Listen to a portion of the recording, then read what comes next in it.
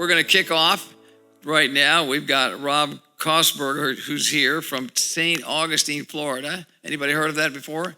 Okay. Really fortunate to meet him. I have a lady in Minnesota that I've known well for many years and helps me with publishing and other things. And one of her good clients met him at his conference that he had recently and told me about him. And I got to look online and see what he does. Wow, this guy is smart, intelligent, good communicator. And so he gave me some advice online, which was really good, and said, hey, can you come along here and teach the rest of us how to write a book or how to put one together or market it and organize it. So let's give Rob a big round of applause. Rob Kosberg. Okay, let me get this out of your way here. Thank you. You're going to use the big board, I guess, huh? Yeah, I don't know what I'm going to do. Let's see. Okay. Hi, everybody. Can you guys hear me okay? I prefer not to stand behind the podium. Is that okay? We're kind of a small group. And in a group like this, I like a lot of participation. Is that all right? Like you could even put your hand on the person next to you right now. Go ahead and do it. Don't be afraid. Turn to them and say, oh darn, he's interactive. Yeah. I have a PowerPoint presentation, all that stuff. I'm not going to do any of that, okay? I thank John and all of you for the opportunity to come. But I had no context, in one sense, of what we were going to do today. And obviously I knew it was people of faith. And we wanted to talk about, at least from my perspective, the tiny bit of expertise that I have around writing, marketing, and being successful with a book. But I see that there's lots of authors already in the group, which is fantastic. I'd love to ask, how many of you have already written a book? Raise your hand if you could. Raise high. Don't be ashamed of the book that you've written. It's okay. All right, so maybe not as many as I thought. I just saw lots of books around. How many of you are interested in writing a book? Okay, a little bit more. About 10 years ago, the New York Times did a survey, and they found that 81% of Americans, adult Americans, want to write a book. Is that amazing? I'm in the right business, right? It means 8 out of 10 people that I meet want to write a book. However, far less than 1% ever actually accomplish writing it. That's not as good, not near as good. Another survey was done for authors, and they asked authors, how many of you, what percentage of you actually make a full-time living as an author? Would anybody like to take a guess at that percentage or number? Very tiny, very small, yes. Give me a number, somebody. Be bold, don't be afraid. We're amongst friends and family here. 10%? A tenth of a percent. Yeah, you're pretty much right on. It was far less than 0.5% of authors actually make a full-time living from writing their books. So we have some problems in that regard. Either A, if you want to be an author because all the odds are stacked against you in becoming one, or B, if you actually become an author, the likelihood is that less than 250 people will ever buy your book in the lifetime of it. And most of those are friends and family. That's a little discouraging, isn't it? Let's get them going, Rob, right?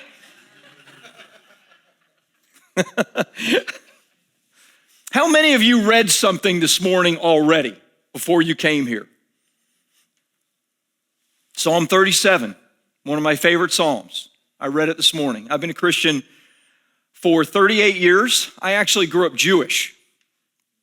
My great-grandparents escaped Russian persecution of the Jews in the late 1800s, and they came to America through Ellis Island, lived in New York, then Washington, D.C. I grew up in Kissimmee, Florida. Not a big Jewish population in the 70s in Kissimmee, Florida. You didn't know that probably, right? I fell in love with Southern culture, and along with Southern culture became this unexpected and uninvited visitor Jesus. Probably nobody else here Jewish in the room, right? It's kind of what I grew up with, so don't feel bad. You don't anyway, I get it. Little by little, as a 10-year-old, 11-year-old, 12-year-old, I started getting comfortable with thinking about Jesus, talking about Jesus. If you don't know it, Jewish people are very uncomfortable talking about Jesus. They feel like traitors. Even just saying the name of Jesus. Remember that old Doobie Brothers song? I love the Doobie Brothers. Jesus is just all right with me.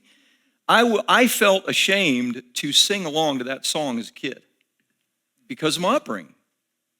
Little by little, though, that changed.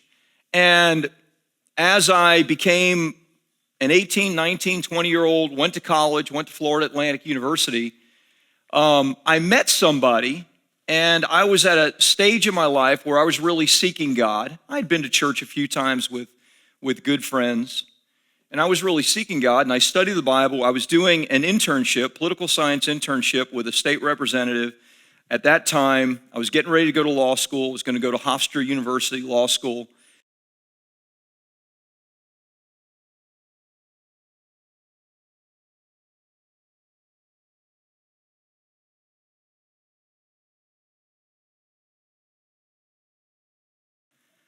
I mean, I know, so simple. He just bowed his head and he prayed without me. And I said, hey, that's really great. You know, tell me why you do that. I know that sounds so silly, probably in we all do that now, right? And in the communities that we run in, what does this have to do with books? Probably nothing, but give me just a second, okay? I'll get to it. I started studying the Bible. I became a Christian. My girlfriend at that time that I was madly in love with, we broke up. She came from a Christian/Lutheran background, but she was like, you have gone crazy with this God thing. Because what I read in the book was like life-changing to me. I remember I read this story with Steve, who studied the Bible with me. And it was a story about this rich young ruler. And at that time, when I was going to college, and I won't bore you with all these details, but my dad owned a real estate company, and basically I started working with my dad selling real estate at 18 years old. I was the number one real estate salesman in his company in the second month. Had a new Corvette, had 3 cars, and was going to 3 homes, 3 investment properties, and was going to school full time. And I remember reading that story and thinking, wow, you know, I'm like, for a 21-year-old kid, like I got a lot of stuff. And we read the story of the rich young ruler and how he went away sad. And my friend said, what do you think about that story? What do you think about that guy? And I said, not knowing any better, being just stupid and honest, I said, I am so glad I'm not that guy. Those are my exact words. And he looked at me, and what do you think he said to me? You are that guy. I still get chills telling that story. That shook me. Reading those words in that book that was written 2,000 years ago shook me. I didn't become a Christian right away. It took me another, maybe almost a year being around, studying the Bible. Is Jesus real? I went deep. I read Josephus. I read Tacitus. I wanted to know, was Jesus a historical figure? Was the idea of the crucifixion and the resurrection like really something historical that I could, I know you grew up perhaps in faith and many of us do. I did not. So I really had to search this stuff out. What did I go to search it out? Books. I went to books. I read Josephus. I read Tacitus. I read the Bible. And now I read and have for 38 years And I ended up getting married to my girlfriend, and she's been my wife for 36 years, and we have 3 beautiful children. And we actually went into the full-time ministry, and we're in the ministry for 12, 13 years. Led churches. We started a campus ministry at University of Miami. Go Canes. I heard that FSU phone going off. So rude. It's rude. Although I am worried about that game. Maybe say a prayer, if you would, for the Miami Hurricanes. Led church in Nashville, Tennessee. Led churches in California. Left the ministry in the late 90s, early 2000s, and went back into the business world. Books changed my life. And so today, this morning, I read Psalm 37. Psalm 37 was, and maybe the first time I ever read it and embraced it many, many years ago was when my girlfriend and I were broken up, and I loved her, and I thought we were supposed to be together, we were supposed to get married. Is there a clock or something that I'm supposed to be paying attention to, John? Or you're just, oh, wow, I'm already halfway in, and I haven't even introduced myself. Holy cow, thank you. Delight yourself in the Lord, and he will what? Give you the desires of your heart. And he did, and he continues to. Why do I share all this? You know, David wrote that 3,000 years ago. You're quoting it back to me. I read it this morning. It's so meaningful to me. Let me tell you something. I stumbled into writing and publishing because of a failed business and a mentor that told me I should write a book for my new business. I did that. My business exploded. My book got me radio, TV, publicity, speaking engagements. It generated leads during the financial crisis. My business did $1 million the first year, multi-millions the second year during the financial crisis, all because of my book. Then people started coming to me saying, hey, can you help us to write a book and do this? And I was like, I don't know. My English teacher would roll over in his grave if he knew I was helping people write. Are you kidding me?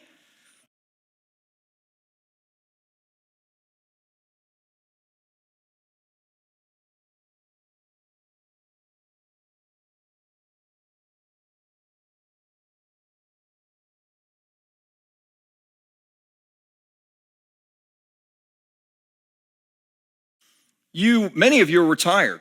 Good. I aspire to be there one day also, although I do like what I do. You can probably tell. And I think I'll do it in one aspect or another. If you're retired and you haven't written a book, you need to. You don't need to use me. Do it yourself. Write it down. You know what? I don't know anything about my great-grandparents who came here because they were persecuted by the czars in Russia and came to Ellis Island. I know nothing about their trip. I know nothing about what they left. I know nothing. Would I love to know something about them? Of course I would. All they would have had to do was write a little bit down. One of my best friends, we play golf twice a week together. I'm a big golfer. I have that addiction and that problem in my life. It's a big problem, let me tell you. He has a family member that fought in the Civil War. That family member wrote 8 pages about his life in the Union Army in the Civil War. Do you know that those 8 pages are cherished in his family? Like they're circulated around. 8 pages. And this is just 150 years ago. I don't know when Jesus is going to come back, right?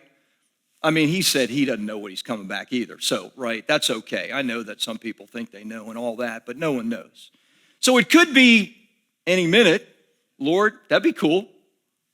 Or it could be like 3 generations from now. And if it's 3 generations from now or longer, don't you think your grandkids, your great-grandkids, people that never have met you before would like to know something about your life? The lessons you've learned? The wisdom that you could pass on. So I challenge you, write it down. You're not going to make a lot of money with it. You don't need the money. It's not about the money. It's about passing on the lessons. It's about passing on the legacy. Now, for others of you, you could use a little bit of cash, right? You could maybe want to write something for your business, want to write something so that you can actually make a difference in whatever it is that you believe. Well, there's a way to do it the right way, and there's a way to do it the wrong way. And unfortunately, just like Jesus said, The path to destruction is what? It's wide, baby. The path to success is very narrow. So I'd like to ask you in the time that I have remaining, and I want a little bit of feedback, and I asked them to bring the board out, and Steve was kind enough to do that. What do you want to know from me? What can I answer for you about either writing a book and how to do it, or marketing a book and how to get your book into the right people's hands? What would you like to know? Somebody ask me. What would you like to know? Marketing. Your book. I'm just going to write these things down, and I'm going to try to cover some of them with a story or two. What else? What else would you like to know? Yes? Just starting. How to start. That's beautiful. So how to start in the writing. I have very strong opinions about that. I have strong opinions about lots of things. That's my wife. Yes? Optimize monetization. How to monetize your book. I love that. Is it only women that are interested? I'm just wondering, because that's okay too. I have a lot of women clients. So are there any men that are interested? And I'm going to write monetize in green because, well, green. All right. What else? What questions can I answer? Yes. How to select a proper publishing company. How to select a publisher. Well, gosh, I'm right here. I mean, really? And what am I going to say? I'm just going to write me right there. Okay. What else can I? Yes. A gentleman. Yes, sir. How do you test your material to make sure it's for your people's attention? That's good. How do you test your material? I like that. All right, let me in the little bit of time I have left, let me see if I can cover some of these things. So let's start at the start, okay? So here's what I tell people. This is the reason most people, in my opinion and from my experience, never finish their book. The number one reason most people never finish their book is because they're trying to write their magnum opus. Okay? Do you know what that word means? I had to look it up. It means your great work. It means you're trying to write your perfect story, your perfect book. Guess what? The first time you did anything, you were terrible at it. Okay? Right? The first time you shot a video, the first time you took a picture, the first time you did anything, you were terrible. Why do you think the first book that you're ever going to write is going to be your great work? It's not. It's not. So what should you do when you start? Here's what I recommend. What you should do is you should pick a very, very narrow topic. One that you are an absolute expert in, and one that there is an audience for. Narrow, not wide. Well, I want to serve all peoples. Wonderful. Jesus took care of that. Why don't you just try to serve a sliver of those peoples that you can actually connect with, right? Let's start there. What are you an expert in? What do you love? And be as narrow as possible. If you say, well, I just really want to talk to people that are interested in grasshoppers, and especially in Jacksonville, grasshopper experts in Jacksonville. You know what I'd say? That is fantastic because you can own that market. You can own it. All 100 of those people will get your book, and you're off to a great start. I'm being facetious, but I'm also being serious. Start really narrow. That's where you begin. That is the exact opposite of what authors do. And believe me, we have spoken to tens of thousands of them in the last 15 years. They all think, well, I want to go as wide and broad as possible because I don't want to limit anyone from getting my books. Here's the reality, and this is just marketing 101. If you try to speak to everybody, you speak to nobody. Don't do that. Narrow your message. Make your message as specific as possible. Let's talk for a minute about monetization because I care about that. I wrote my first book, a very narrow topic for my financial services company, and it made me a lot of money and it changed my life. It's led to tens of millions of dollars in revenue and for me to be able to serve and help so many other people. It mattered to me. So monetization is really important. The first thing you want to think about when it comes to monetizing your book is, are you selling something more expensive than your book on the back end of your book? Okay? If all you have to sell is a $15 book, of which it's going to cost you $7 to print and $3 to ship, that is a really narrow margin. What happens in narrow margin businesses, except for McDonald's, of course? I worked at McDonald's as a teenager. I was like one of seven, right? Like every 1 out of 7 people in the United States have worked at McDonald's in their lifetime.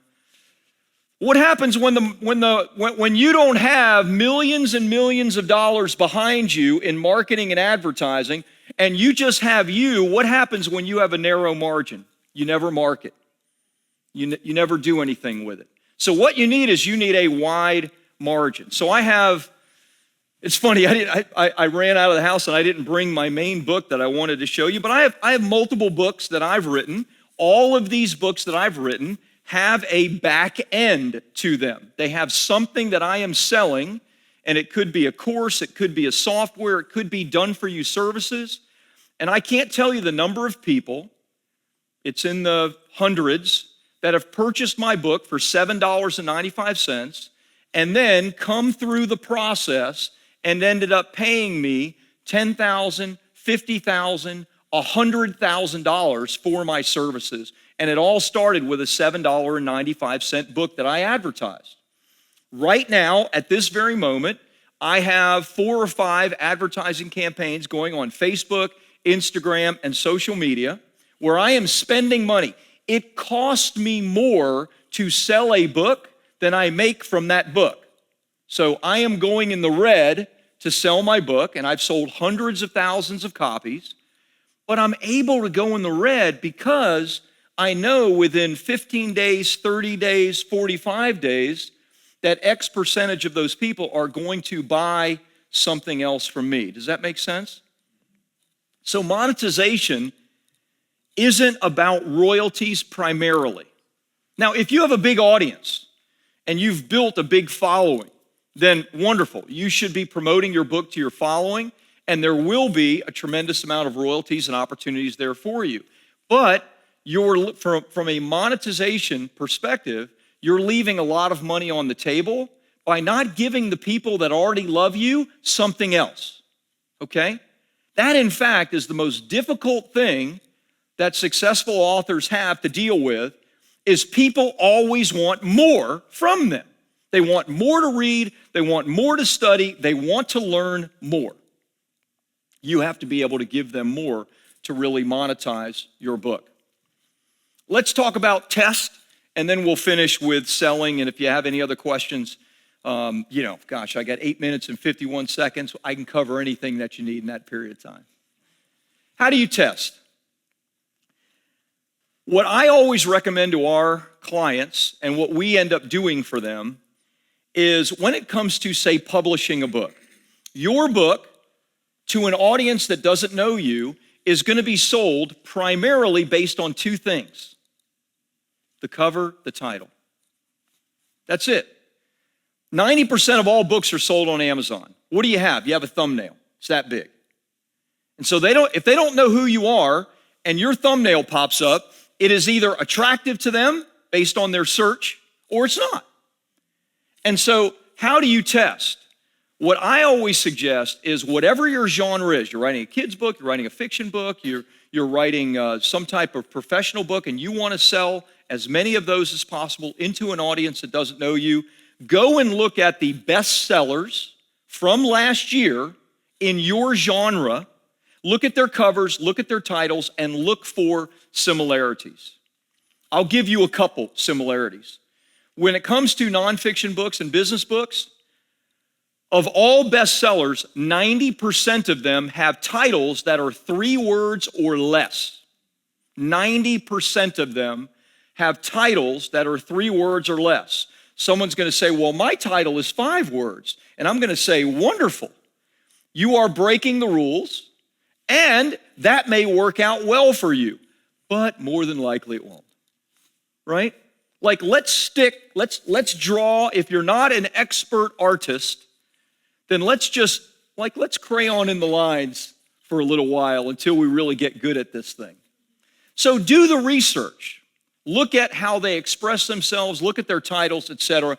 Test there by seeing what other bestsellers have done that have come before you. What am I missing? Oh, selling. Anybody interested in selling books? Everybody wants to sell books. So I've already said how you monetize books. I'll talk to you about how to sell them because it really has to do with how you publish them. But if you want to sell your book over a long period of time, the monetization needs to be in place. Meaning that the only reason I can continue to market my book, Publish, Promote, Profit, which is now 8 years old, the only reason it continues to sell is because I continue to market it, and I can afford to do that because I have a monetization strategy. Does that make sense? Books have a shelf life, right? No pun intended. So how do we sell them initially? So let me give you a couple of steps when it comes to publishing. Number one, Amazon is your friend. They sell far more books than anybody else. Amazon is a search engine. It is actually a buyer search engine. No one goes to Amazon to see what the stock price of Tesla is today, right? Why do we go to Amazon? Because we're buying stuff. We're buying books. So if we're not 100% sure of the kind of book that we want to buy, we type in the search terms, I'm looking for a book about Christian prophecy. I don't know why I came up with that idea in this group, but okay. And then, whoop, they're all going to pop up, right? David Jeremiah and all these books, right? So, okay. So what do we need to do? Well, let's give Amazon what it wants, so Amazon gives us what we want. How do we do that? Well, we already have a great cover and title. I covered that, right? You got a perfect title. You got a perfect cover for that audience. Now, how does Amazon know to send traffic to you? It knows by three things. Number one, it knows by the keywords that you've chosen. You're allowed 7 keywords or phrases. What do authors do when they're publishing their book on Amazon? In fact, what do most publishers do when they're publishing a book on Amazon? They just pull stuff out of their head. Oh, I think this is a phrase that'll be used. I think this is. Come on. Really? You're going to do it? You're going to do it that way? Like, is that how you would do it if your life depended on it? You really want it to sell? You really want it to get in front of a whole bunch of people? Then do some research, figure out all the other bestsellers in your genre and what their keywords are, and then just duplicate that. So number one, keywords. Number two, your description needs to be optimized for search. Search engine optimization for Amazon. There's a lot of nuance in that, but here's the cool thing. Does anybody use AI? Anybody use ChatGPT? You guys like that? A few of you do? You should. It's really a lot of fun. Kind of bizarre, the stuff that you can do now. But you know, there are GPTs that are built that will actually help you to optimize your description for search. You can tell it, these are what my keywords are, this is what my audience is, help me to write a search engine optimized description. If you're trying to do it on your own, that's the easiest way to do it, rather than you coming up with a blurb. That's not going to work, right? Then last but not least is reviews. Reviews. So Amazon's algorithm knows to give you love if lots of other people have given you love, okay? It's social proof, and Amazon's algorithm is really dependent upon it. So if you, right out of the gate, have a great cover, a great title, a search engine optimized description, the right keywords, and you do a campaign to get 50 to 100 reviews on your book in the first 30 days, you are going to outrank 95% of all other books in that genre just because you checked all of Amazon's boxes. Does that make sense? So you will sell your book on Amazon if you give Amazon what it wants. I did a book. We have a software that is an AI tool. And I did this book right with AI about, 15 months ago. And it's not my primary business. My primary business is a done-for-you company, but I did everything right. I should, right? I'm the publisher. I should know what to do. So I did everything right. This book has been on the bestseller list 56 weeks in a row now. And I have not marketed it organically at all. Every single week, it's on the bestseller list because I checked all the boxes. Now, is it a hot topic? 100% it's a hot topic. But if you can pick a hot topic ride a wave and do everything right, guess what's going to happen? You'll have many, many, many weeks on the bestseller list. I have 1 minute and 43 seconds. Would anybody like to ask any other questions? Yes. So I had a client wrote a book, and someone advised him, go ahead and get it up on Amazon. Yes. Yes. Of course. Get it up on Amazon. What does that even mean, right? Yeah. Yeah, so he did part of it, but not all of it. So how does he go back and redo it? Because I know once Just go back and redo it. 100%. Yeah. In fact, I would say he probably needs to look at his cover, probably needs to look at his title, and then, of course, all the things that I just mentioned. Yeah, we relaunch books for clients every single day. We launch about 5 books a week in my company. And so, we have, we just see what's working and what's not working. And I've given you as much as I could in the period of time that I have on that. So you can do it. But look, let me go back to the very first thing I said, and then I'll end in the 37 seconds I have left. Oh, Harry, let me answer your question. So, I guess your marketing depends on your audience. So you're not gonna post TikTok videos about your book to 7-year-olds. They don't know what that is. Right. So if you're focused on a younger group, Yes. you're honing in your target audience. Yep. Your marketing. How much do you pull in social media and those kind of issues? A ton. Yeah, a ton. So you have to go where your clients are. So the question is, how much you use social media, or how much is that a factor in the marketing of your book? So I'll give you one more story and example, and then kind of conclude, if that's okay. I have many clients that are corporate consultants. And you would think corporate consulting, so boring. I mean, is there any audience for corporate consulting, really? Culture, building culture in a corporation. And of course, there's a massive audience. Most of my clients they're not TikTok stars, right? My clients are financial advisors, doctors, dentists, lawyers, coaches, consultants, et cetera, business owners. They don't have time to fool around with social media. They have no following whatsoever. I said, you don't need a following. You need no following. What you need to do is the steps that I shared, right? All the optimization. And when you have the right cover and the right title, that is your advertisement. So we went on, I did this with a client. We went online and we just searched corporate culture blogs. There were millions of results. The first couple corporate culture blogs got millions of visitors every single week. I said, all you have to do is advertise your book with the perfect cover and the perfect title that speaks to people already interested in corporate culture. All you have to do is spend a tiny bit of money and advertise on that blog, and you will be selling your book to all the right people at all the right time. So take that example for yourself. Right now, you may not have any following whatsoever, but somebody does. And in fact, millions of people do in whatever it is that you're interested in. All you have to do is take a little bit of cash out of your pocket and pay for an ad. And I promise you, you'll test for a while and see, because the market may come back and say, hey, we kind of hate your cover and your title. We're not buying it. And then you have to maybe make some adjustments to it. But when you do it right, your cover and your title become your ad to the right audience. Does that make sense? Say yes. Yes.